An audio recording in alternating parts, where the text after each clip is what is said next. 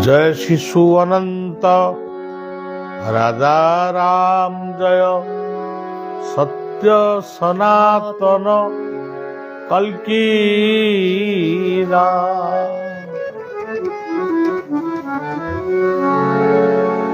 आज पवित्र गुरुवार गुरुंक उद्देश्य रे आमे समस्ते भक्ति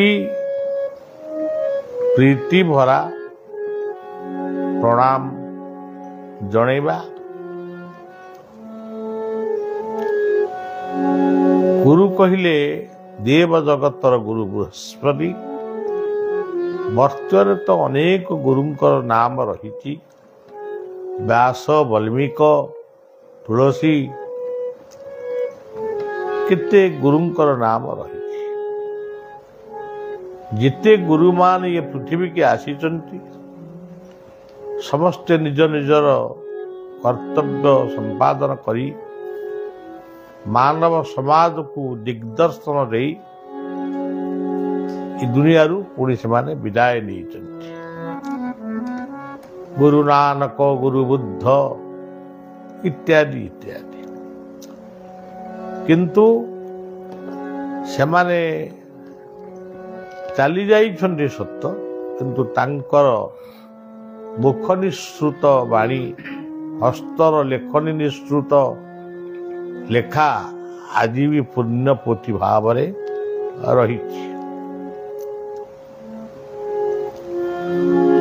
मोर ठाकुर निगमानंद परम पूज्यास्पद गुरुदेव आज देहरे नहांती सत्य किंतु तांको लिखित अनेक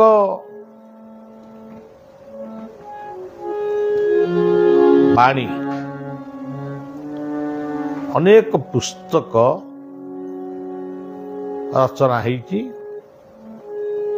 प्रेमी गुरु तंत्र गुरु योगी गुरु इत्यादि से भली बाया बाबांकर कथा प्रसंग आज भी आमे पढ़ुचे। वैकुंठंकर रचनावली संगीत आमे ताकु मध्य पढ़ुचे आउ शुणुचे।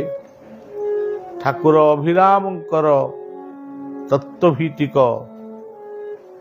प्रार्थना बा भजन केमती मधुसूदनंकर प्राची मधुसूदनंकर भजन पंचसखांकर विभिन्न तत्व सम्मिलित संगीत ये सब आज रही जे पर्यंत थिब से पर्यंत से माने जीवंत ही हम मान पाखे अच्छा।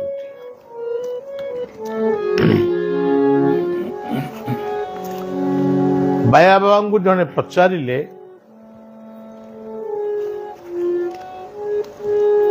तीर्थ गमन द्वारा लाभ हुए कि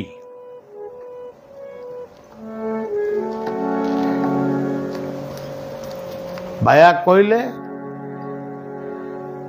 तीर्थ गमन द्वारा लाभ हुए पुणी हुएनी। मनर पवित्रता पाई एकाग्रता आसवा पाई आमे विभिन्न तीर्थ पर्यटन करू किंतु मनरे यदि व्याकुलता सृष्टि न हुए ताहले आमे भगवत दर्शन करी पारुना।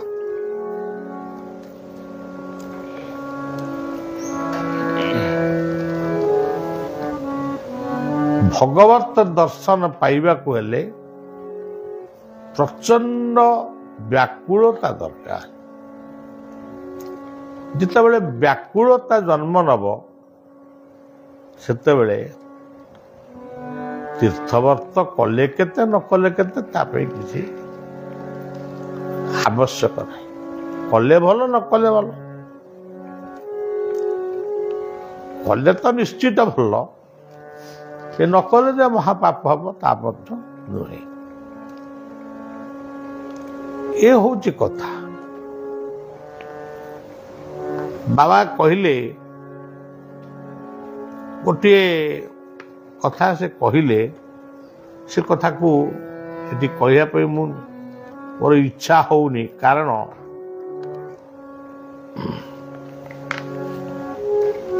ଯେଉଁମାନେ ଧର୍ମାନ୍ତୀକରଣ କରୁଛନ୍ତି, ଧର୍ମକୁ ପରିବର୍ତ୍ତନ କରିବା ପାଇଁ ଆମମାନଙ୍କୁ ପ୍ରଲୋଭନ ଦେଖାଉଛନ୍ତି, ବିଶେଷ ଭାବରେ ହିନ୍ଦୁମାନ, ଆମ ଭାରତ ବର୍ଷ କଥା ମୁଁ କହୁଛି। କିନ୍ତୁ ଆପଣମାନେ ଦେଖିଥିବେ କୌଣସି ଖ୍ରୀଷ୍ଟ ଧର୍ମାବଲମ୍ବୀ ସାଧକ ବା ତାଙ୍କର ଯେଉଁମାନେ ଯାଜକ ବା ଧର୍ମଗୁରୁ, ସେମାନେ କୌଣସି ଇସଲାମ ବସ୍ତିକୁ ଯାଇ ତାଙ୍କୁ ଧର୍ମ ପରିବର୍ତ୍ତନ କରନ୍ତି ନାହିଁ। ଯଦି ଧର୍ମ ପରିବର୍ତ୍ତନ କରିବା କଥା କହିବେ, ସେ ନିସ୍ତାର ପାଇବେ ନାହିଁ। କିନ୍ତୁ এই ସରଳ ନିଷ୍କପଟ ହିନ୍ଦୁ, ଭାବୁକ ହିନ୍ଦୁ, ଏମାନେ କାହାକୁ ପ୍ରଲୋଭନ ଦେଖାଇ ଧର୍ମ ପରିବର୍ତ୍ତନ କରିବାର କୌଣସି ପ୍ରମାଣ ନାହିଁ। ଆମର ଇସ୍କନ ସମଗ୍ର ପୃଥିବୀରେ ସେ ତାର କୃଷ୍ଣ ନାମ ପ୍ରଚାର କରୁଛି, କିନ୍ତୁ କାହାକୁ ପ୍ରଲୋଭନ ଦେଖାଇ ସେ କୃଷ୍ଣ ଧର୍ମ ପ୍ରଚାର କରୁଛି। ସେ ତାଙ୍କର କହୁଛନ୍ତି ଅନେକ, ଯେମିତି ନିଆଁ ଜଳିଲେ ପୋକ ଆସି ପଡ଼ନ୍ତି, ସେମିତି ଅନେକ ସେ ହରେ କୃଷ୍ଣ ହଉଛନ୍ତି।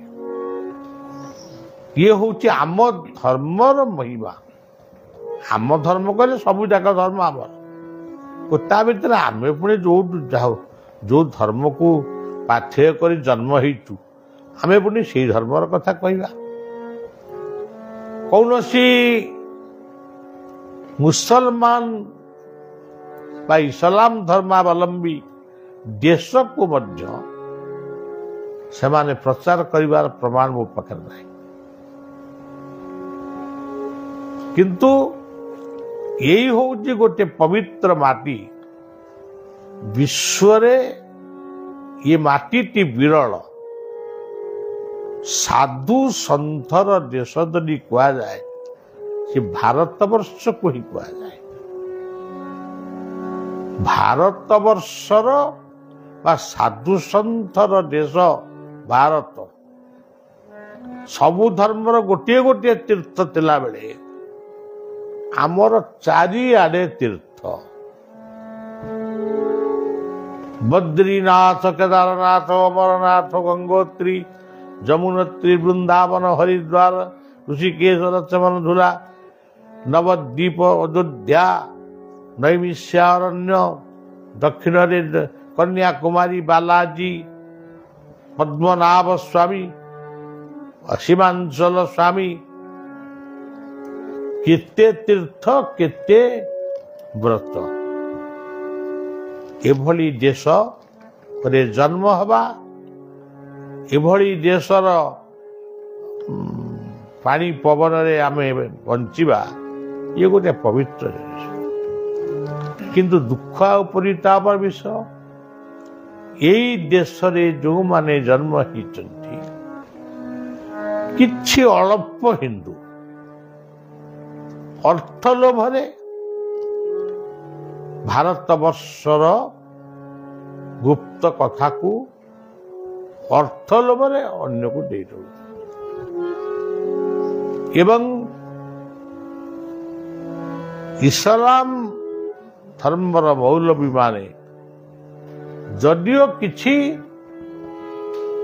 ବାଧ୍ୟ କରୁନାହାନ୍ତି ତମେ ଇସଲାମ ଧର୍ମକୁ ଆସ, କିନ୍ତୁ ସିଏ ତାଙ୍କର ବଂଶ ବୃଦ୍ଧି କରି ଚାଲିଛନ୍ତି।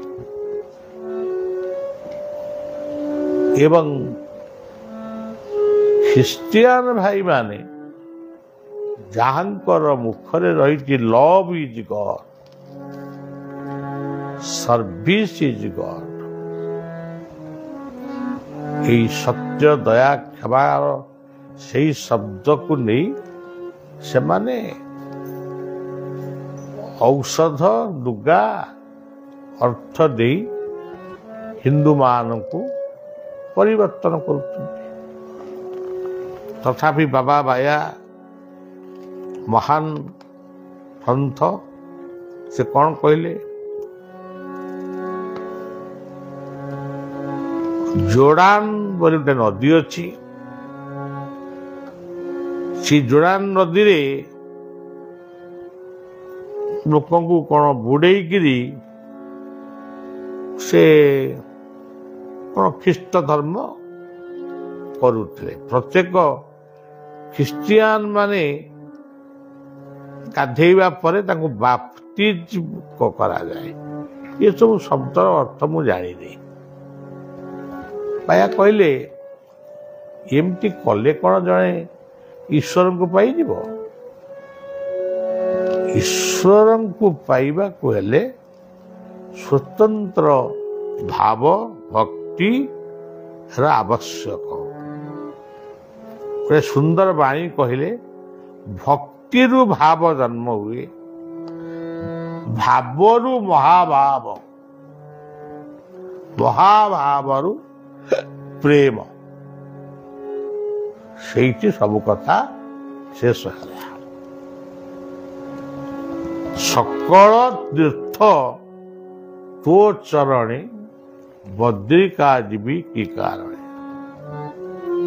ତାଙ୍କରି ନାମରେ ସବୁ ମିଳେ, ନାମ କର,